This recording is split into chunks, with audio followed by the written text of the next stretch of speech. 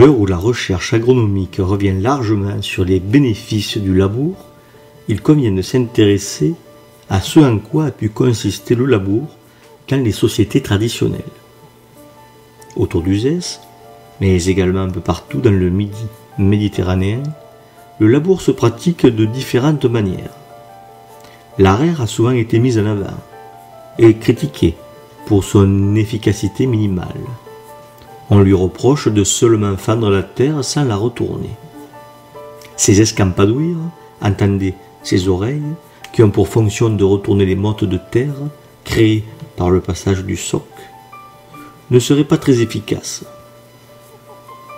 On ne sait pas vraiment l'intensité de l'usage de cet outil. Celui-ci a persisté dans les vignes au XIXe siècle, alors que des charrues plus lourdes œuvraient désormais dans les terres céréalières, permettant un labour plus profond et donc, semble-t-il, plus efficace. Auparavant, des preuves existent de l'usage intensif du labour à bras, dans la seconde moitié du XVIIIe siècle par exemple. Cette période est jusque dans les petits villages méridionaux dédiés à l'expérimentation agriculturale. La philosophie de Bacon, de Locke et des Lumières en général, qui repose sur le paradigme expérimentateur, comme le souligne Rémi Brague dans son excellentissime Le règne de l'homme, a pénétré jusque dans les campagnes. Et les petits paysans, comme les grands philosophes, expérimentent.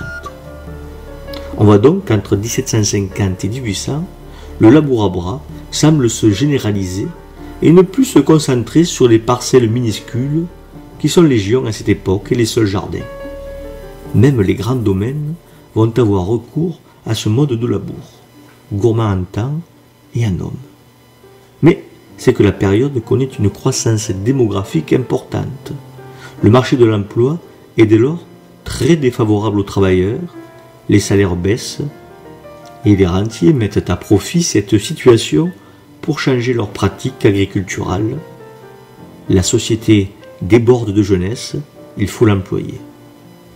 Il faut donc s'imaginer, à l'époque des labours, une campagne bourdonnante de l'activité des laboureurs, à Estado en main, cette houe méridionale que l'on peut encore retrouver dans les greniers des vieilles maisons villageoises.